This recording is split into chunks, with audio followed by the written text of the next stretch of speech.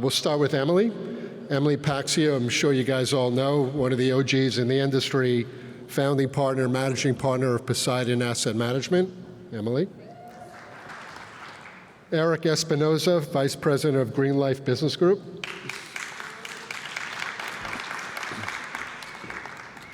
Dustin Milner, CEO of Talaraya Brands. Dustin, did I get that? Was that close? Okay.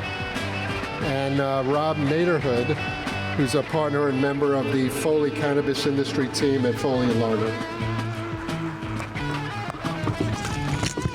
Guys, can I get my slides up here? Who's ever working the stuff in the background? There you go.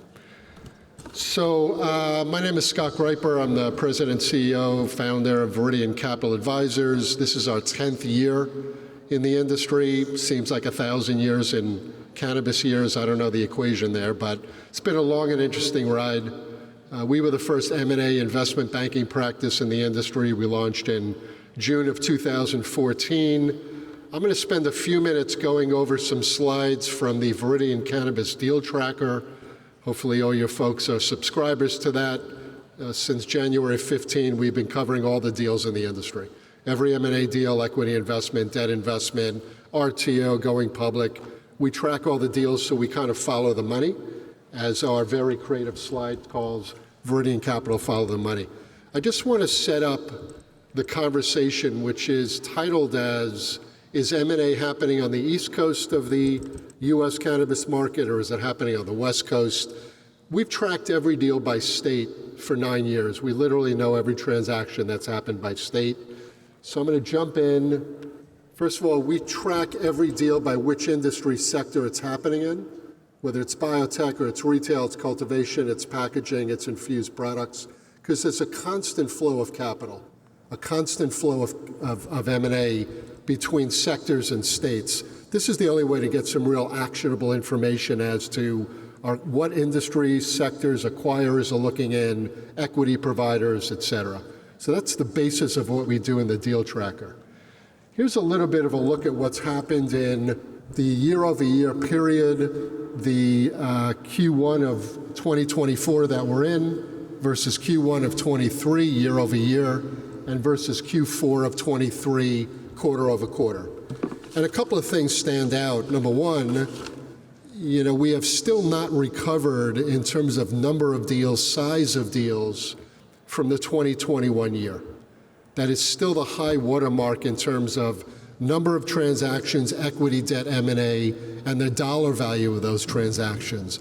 And still to date, 3 years later, the largest deals in the industry's history by size, total consideration, happened in 2021.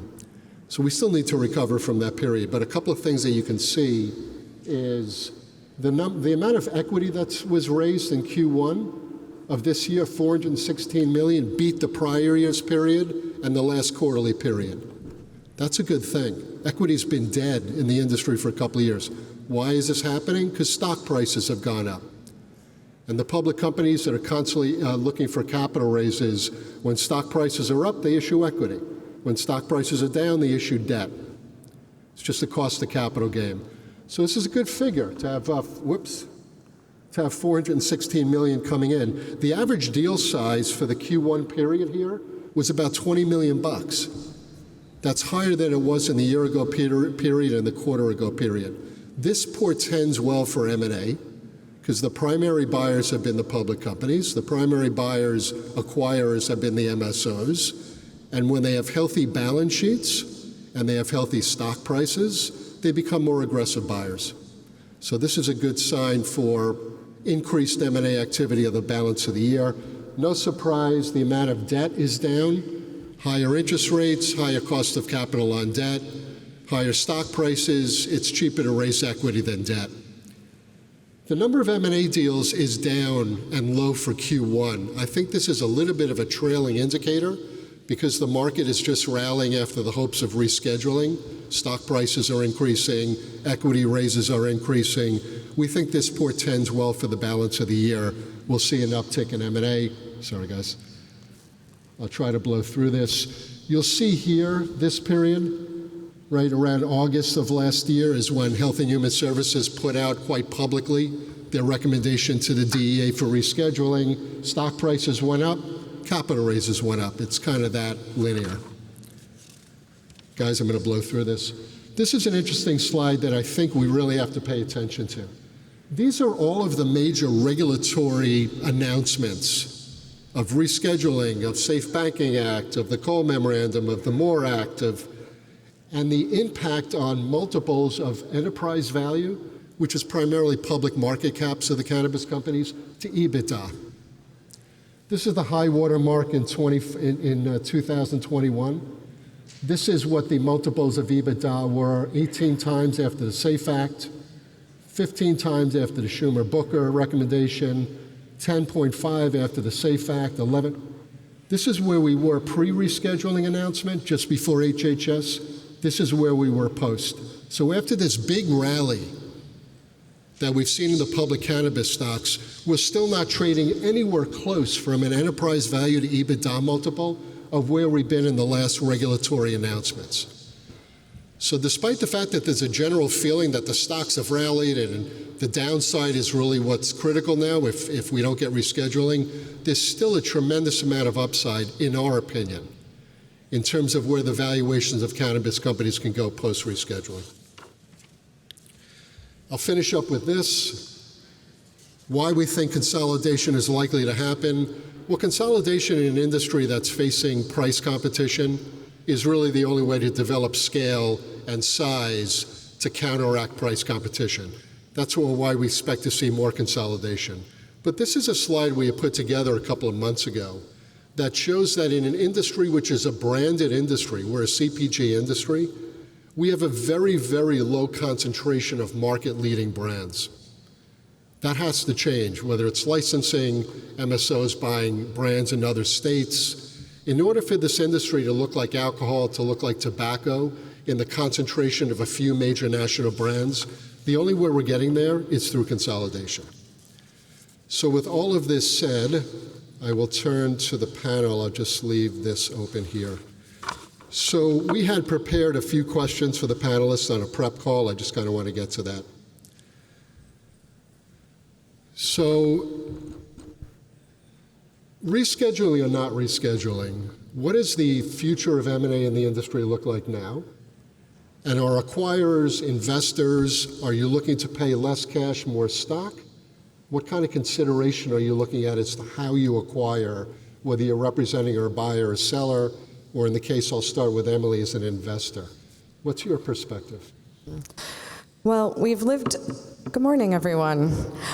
We've lived in such a capital-deprived time in cannabis that it is very hard to imagine leaning in on very cash-heavy transactions at this time, especially as we're waiting to see what might happen at a federal level to be a catalyst for change and for more capital to flow into the space. I think people might forget that it wasn't a cannabis thing per se in February of 2021. It was an external event that occurred that drove custody out of the industry. And until we change some of those mechanisms, I don't think we'll see the same amount of cash flowing in.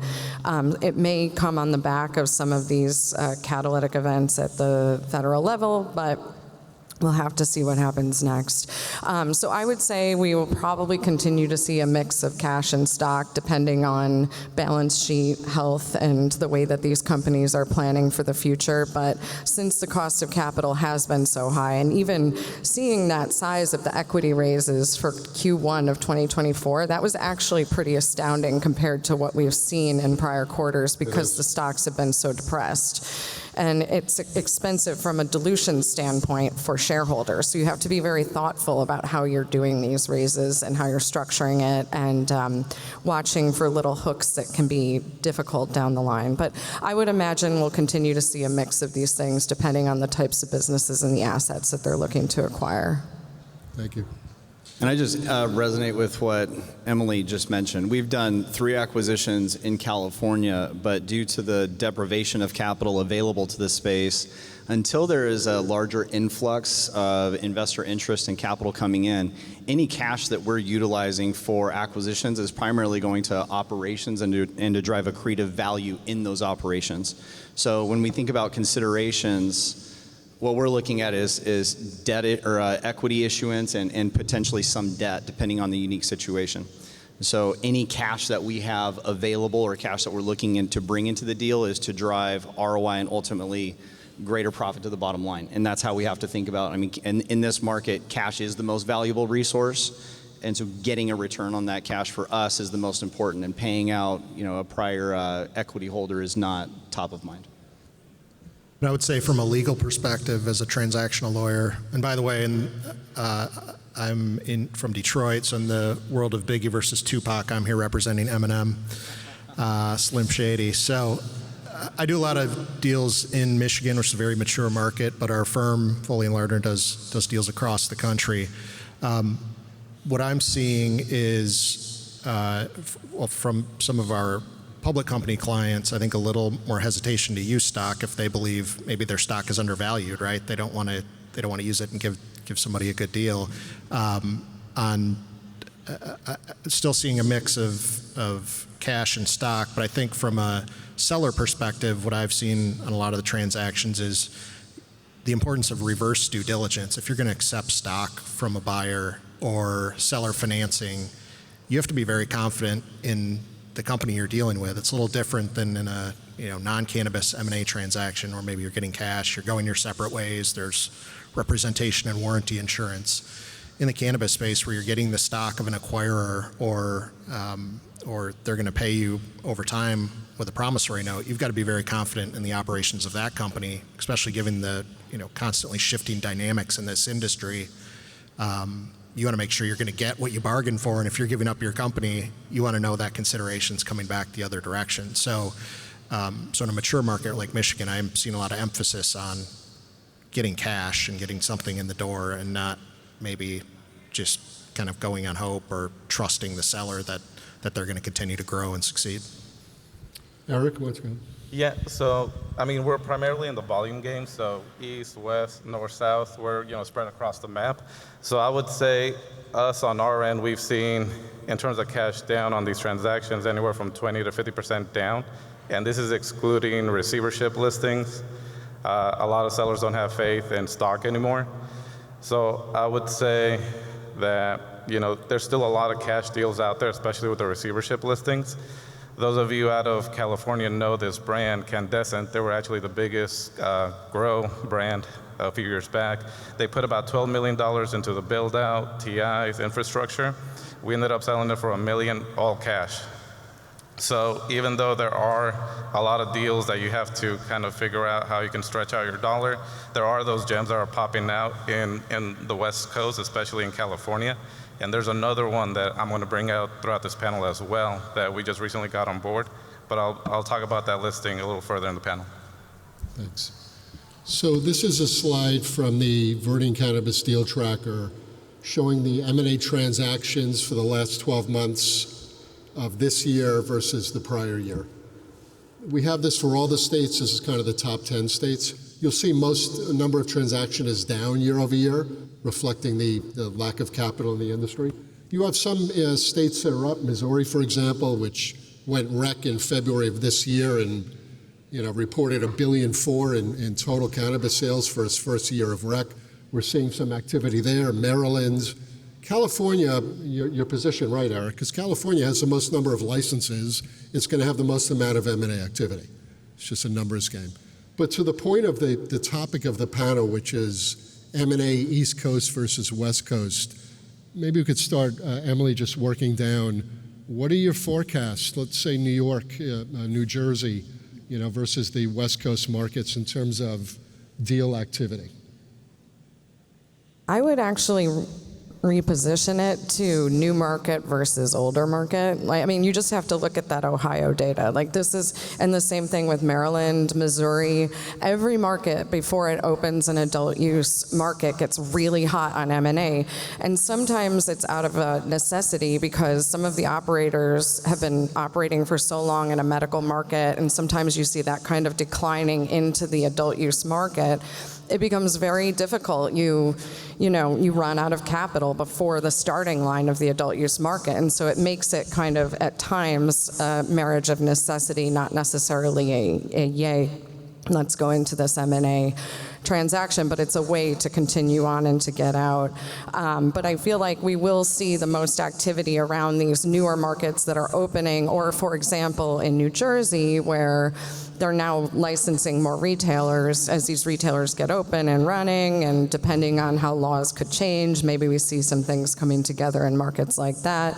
Massachusetts, right now, there's a 3-store cap on adult use. That may be something that gets changed in the future, and then you'll see more activity heating up around M&A there. But I think, to me, what I'm seeing here is the story of new markets versus old markets, and what is happening necessarily in those older markets. Now, California, I think, is interesting because there's a lot of opportunity to do things together in California, but the market has been so difficult. I think actually what's falling out the bottom is companies that go into distress and essentially a special situation workout. And since we don't have bankruptcy to clean these things, and you have the tax liabilities that hang around like a specter in the background, and then you have to work things out with California on that, there's a lot of challenges to M&A in California that I think prevent it from being more active and then put these companies into a distressed kind of asset sale situation. Interesting. Well, Eric, you're in California predominantly. What do you think about that? Well, there's definitely a lot of gems coming on board in California, a lot of distressed listings, receivership listings. The one I was mentioning earlier is we actually just brought on board the entire portfolio for the High Times company. So not only all their assets, their IP, we're actually having a call for offers on it on May 24th. And we actually have, a private booth here, number 310. If any of you want to discuss it after the panel, that's where we'll be. So I would say there's a lot of, great businesses that you can find up in the West Coast, California, Nevada. In the East Coast, you definitely have New Jersey, New York, Florida, Ohio. We actually have a dispensary that is opening its doors this month on 4/20, of course, in Dayton, Ohio. We also have another dispensary that comes with real estate in Saddlebrook, New Jersey that just hit the market. It's getting a lot of traction. So we're excited. There's definitely the newer markets, but out west there is a lot of businesses that you can pick up pennies on the dollar. How are you working with them on the tax liabilities that often come with those pennies on the dollar? I'll take that. Yeah. So that's a great point. We've been driving consolidation in California, and our approach is old market instead of new market for a whole slew of reasons. First of all, in a new market, you have inflated values, an unstable supply chain, and a changing regulatory environment that the market is still trying to figure it out.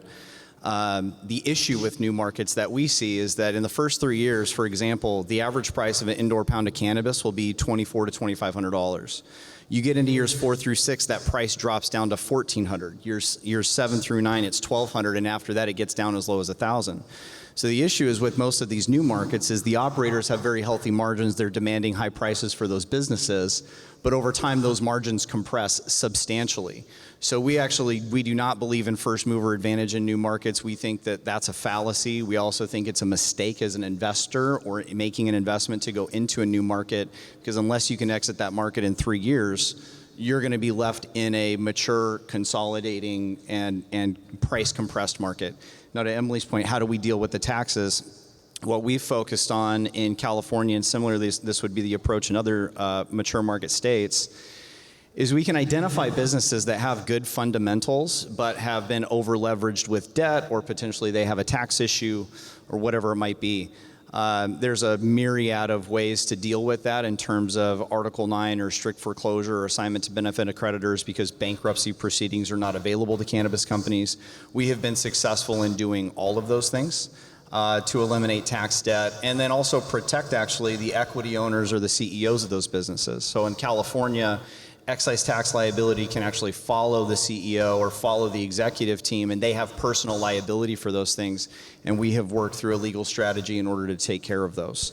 So we believe that while California has had its challenges and continues to face challenges, as Eric is mentioning, there's quite a bit of opportunity in California to drive consolidation and acquire quality assets at deeply discounted prices. And that's exactly our strategy.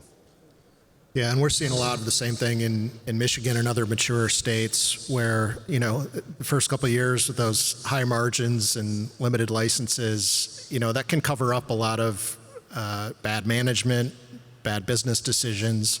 But when those prices start to drop after a few years, it exposes all those issues. And that's where you see these distressed assets come onto the market. And I think there's a very active trade in a lot of these mature states for those types of assets. I know I'm seeing that in Michigan, receiverships that our firms handled, closed a distressed asset sale last week. And all those deals have a lot of hair on them, as we say, all of them, with debt, with tax issues. And so it does take some cash to clean up those issues and move forward, usually. But I think, when we look back in a couple of years and hopefully some of these positive developments that we all hope are coming actually happen, I think that we're going to look back at this time and say, well, that was a great opportunity to buy low. And the opportunities are there, particularly in these mature markets where things have settled a little bit. You don't have constantly shifting regulatory dynamics and license dynamics and those things that are always in the mix in the new markets and making it difficult to value things and make predictions when that market's settled and some of those assets kind of fall out. That's where the opportunity is. Well, and this is actually also bringing in new investment capital into the space because, yes, the deals have hair on them, but it can be dealt with. And most of the investors that we have worked with and that we've brought into Telaria have had some experience with cannabis or no experience, but they understand the idea of acquiring a distressed asset. This is not the first time that we've seen this cycle.